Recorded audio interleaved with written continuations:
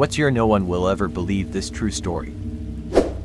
Sweet older lady in our church was a retired nurse. Never married, no kids. She had a heart attack and, while she was in the hospital, her niece and nephew came and took her stuff. She had a modest apartment, but she had some very nice crystal and silver, and some lovely furniture. When she came home, she had no dishes and almost no furniture. Several years later, she passed away. Her most recent will, dated after her heart attack, left $1 each to her niece and nephew. Everything else went to the church. Her estate was $9 million. Sorry if you've already seen this, I just enjoy posting it since it's so weird. When I was 12, I was walking to school and behind me there was a priest who seemed to be walking with a kid a few years younger than me.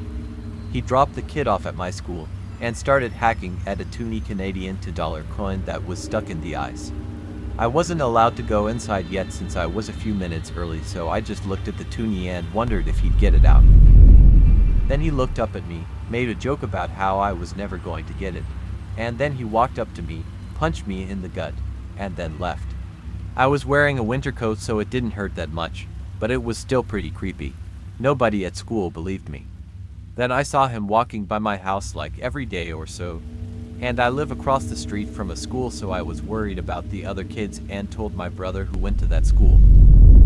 He came over and then I pointed the priest out to him. He was sitting on my lawn and he said that he was one of the priests that worked at his school. I never once saw him actually enter the building. He mostly just walked around it for hours eating chips. Edit. They were mainly potato chips, but sometimes they were ketchup chips. I'm not talking about fries. My wife and I went away for the weekend to a friend's wedding and left our dog at a kennel. So it's about midnight.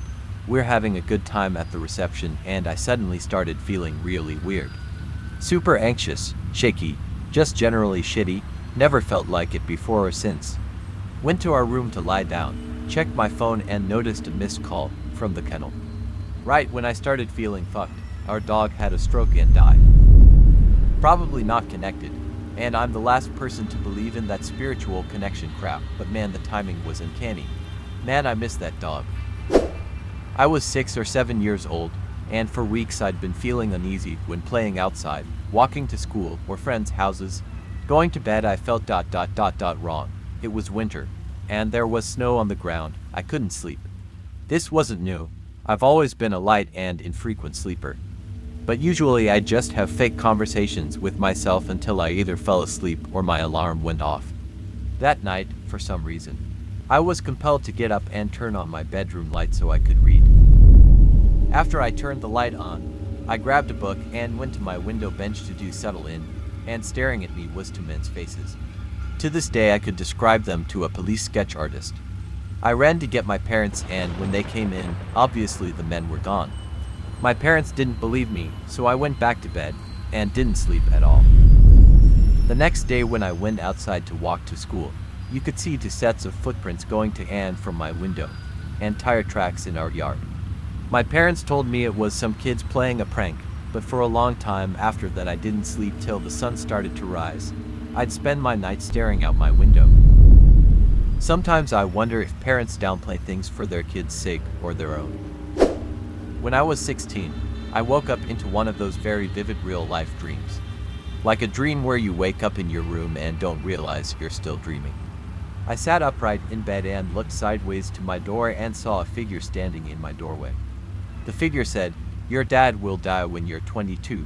Then I actually woke up, laying in bed too nervous to turn around and look at the door. The next morning at breakfast, I told my family, including my dad, about the dream. Everyone was uneasy and then my dad said, "Don't worry about it.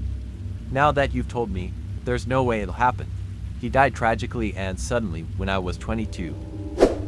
I've tried telling people this story before and people either think I'm joking or look at me like I'm crazy.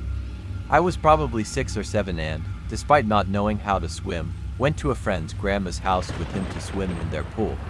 It's the 90s, adults aren't paying close attention and the inflatable alligator that I'm sitting on floats into the deep end. Trying to paddle to the side, I fall in and sink straight to the bottom. I remember looking up and just seeing shimmering sunlight. I then reached up and felt a hand come down and pull me out of the water. Once I'm out, I look around and nobody's there. To this day, I believe I had a guardian angel or something who saved me. I was playing with my friend's drone in a small field. The drone had lost connection from the controller and fell down, so I ran to pick it up. I picked it up, and fog started rolling in. I didn't think anything of it and started walking towards my friend. What set me off that something was wrong was that I didn't run into anything after walking for about a minute. Like I said, it was a small field.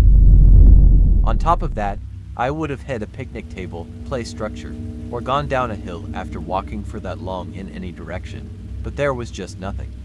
I couldn't tell which way the sun was because of the fog, and it was just me, fog, and a bit of grass at my feet. It was also remarkably quiet. I started running, and after about 2 minutes I still didn't see anything new. Suddenly, out of nowhere, I see my friend, and he asks if I'm okay. The fog dissipates, and he said that I was standing in place for the past minute. I was about 16 at the town mall. It was just about closing time, but I really had to use the restroom, so I go in to use the bathroom. Just as I am finishing, I hear the door open and hear a couple footsteps. I noticed a big red clown shoes right in front of my stall. I immediately get creeper fuck out. I wait for what seems like forever before the person backs up. I then open the stall and see a freaking clown staring at me. Not moving. Not saying anything, just looking at me. He looked like a creepy fat version of it with a fake smile printed on his face. I walk past him without even washing my hands and run out of the restroom and out of the mall to my car. A week later, I read a news article about how they bolstered mall security because a guy was stabbed outside the mall by a person wearing a clown outfit. I have many actually, but this one just happened in February. I was stuck in Mexico because of COVID. I know it sounds like a dream, but what led up to it wasn't at all. I had to go see a doctor downtown, then call Uber for a ride to the mall for groceries.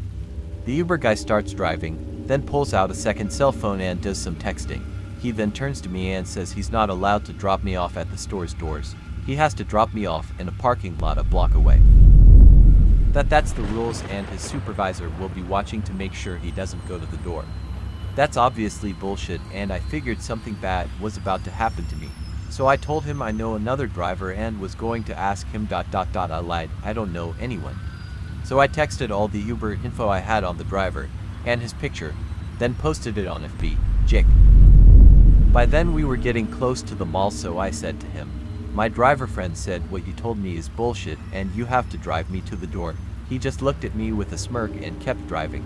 So I told him. He also had me send all your info to him, including your picture, as well as post it on social media. That single quotes S when his face fell and he took me right to the doors.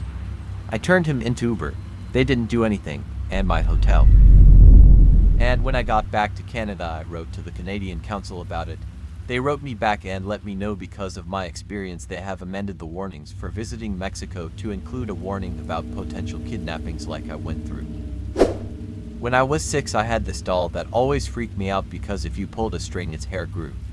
I threw it in my closet cause it was really creeping me out one day. When I opened the closet door in the morning, it was standing straight up, but ignore normal, right?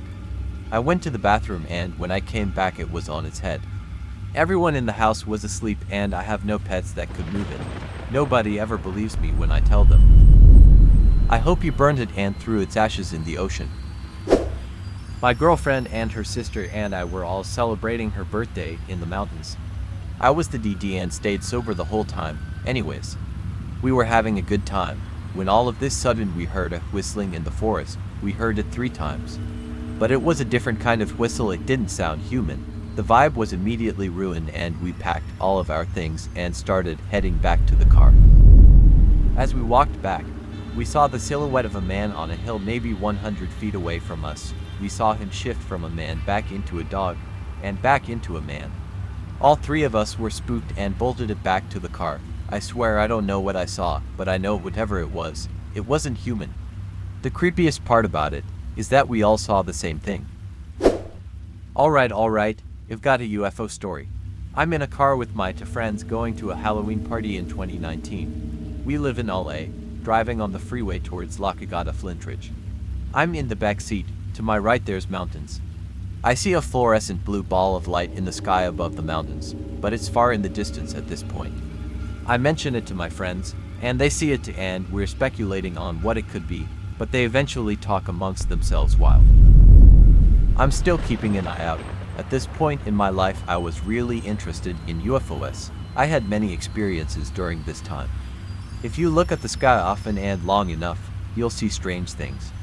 So, eventually I have no clear view of it anymore. The mountains end up blocking my sight, so I go back to talking with my girls. As soon as we exit the freeway, we make a wide right turn. To our right in front of the mountains, is the blue light again, only this time it's a blue band around a dead-ass flying saucer. It's huge, metallic, we all fucking saw it, but couldn't stop since there were other cars behind us, so we made a left onto the next street. Got out of the car, ran back down the block, and it was a tiny blue light in the distance again. I'll never forget it. The driver, my best friend, has a hard time remembering it, which is odd because that's all we talked about the whole night. The other friend remembers vividly though as well. Anyways, that's just one of my UFO stories, but that was the closest encounter I've ever had, and still don't even believe myself sometimes when I think about it. Another weird experience soon after happened, and I stopped all contact, interest in UFOs or whatever the fuck goes on up there. I had a bad gut feeling and just decided it wasn't something I needed to look more into. I'd experienced enough.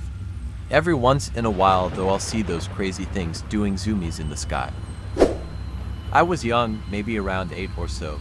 My older brother and I were sitting in my room when suddenly blinds, closed at the time, started shaking like in a ripple motion from top to bottom.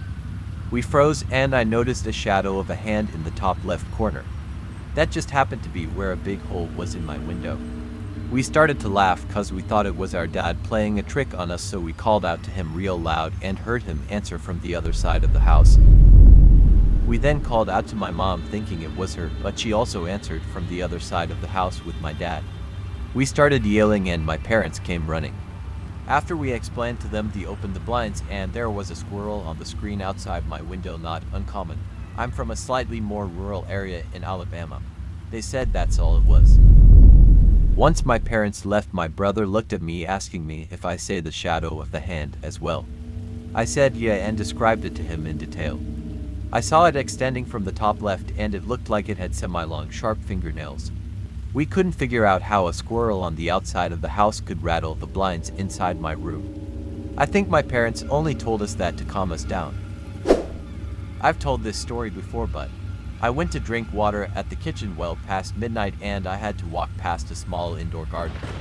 I look up because I felt watched. There was something watching me from the balcony, the top room, which was abandoned as storage built. I aimed my shitty phone camera to see it better because until then I thought it was just my dog that escaped from the nearby terrace. Nope, something with a dog-like white and furless face was watching from inside that room. Shit was at least 2 meters tall and had black fur everywhere but its face. I rapidly took a picture and went back to my room. Guess that explains those times I've heard something heavy moving around in blackouts.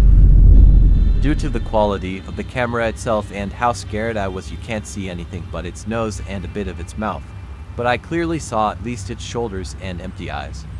Later on, while I was moving out, I got to enter there to retrieve something. The rotten wooden floor almost couldn't support me. I had 2 incidents that I never understood, even though both were initiated by me. Both incidents involved the same woman, a teacher I'll call Mrs. A. First day of 5th grade. We were assigned a coloring project. I went to her, embarrassed, because I had no crayons or markers. We were poor. Mom had only been able to get the basics. Mrs. A turned to grab a pack of crayons, and as she turned back, I knew. I just knew, and blurted out, "You're pregnant." She dropped the crayons, whispered, "How did you know?" I only just found out myself. I honestly told her I don't know how I knew, I just did. She asked me to keep it quiet until she was ready to announce it, and I agreed. Months later, in art class, Mrs. A sat on the edge of a table while the art teacher explained something. I bolted upright and screamed, "Look out," in Mrs. A's direction, no idea why. Everyone looked at me weirdly, including Mrs. A. I felt my face flush. I'd just made a fool of myself and I didn't even know why. Then, about 4 seconds after I'd yelled, the table collapsed under Mrs. A, dropping the pregnant woman to the floor. Everything got chaotic after that, and Mrs. A was rushed off to get herself and the baby checked. She never seemed comfortable around me after that second incident. She was still an attentive teacher, but her interactions with me became stiff and awkward. I can't blame her. Though at the time I was hurt by the change. I couldn't understand what I did wrong to make her act that way. Sitting at a bar and a guy started talking to me. No problem, I'm chatty, so I'm good with that. 10 minutes into the conversation, his eyeball was getting white junky stuff. I mention it and he takes a napkin and dabs his eye.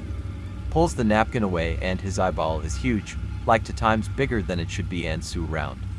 I say, is there something wrong with your eye? Do you need to go to the bathroom? Suddenly his natural eyeball, not fake, got even larger and I swear it was falling out of his head. He very quickly put his hand to his eye and ran to the bathroom. As he was exiting he said, "Will you be here when I get back?" All I could think was I literally just made a guy's eye pop out at me just like Jessica Rabbit. I'm cute, but I'm not that cute. Of course I stayed. I needed to find out what the hell just happened.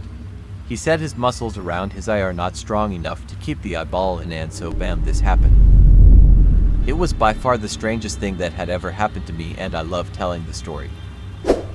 Forgot about this one. When I was a teenager, I was driving late at night with my sister and a couple of our girlfriends. We were religious kids at the time, so not under the influence of anything. We're all going to spend the night at one of the girls' houses. She lives across the street from open fields. That side of the road is mostly dark with street lights ever so many feet.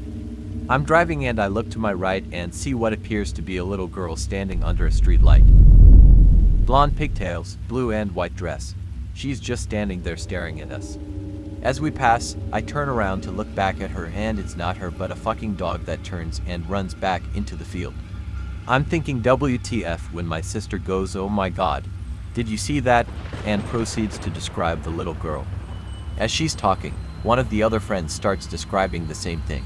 Exact same details I saw. No idea what that thing was, but I've never seen anything like it again, and I'd have a hard time believing it before I saw it myself. Thanks for watching. If you liked the video, please like it, subscribe to the channel and share your similar stories in the comments. See you soon.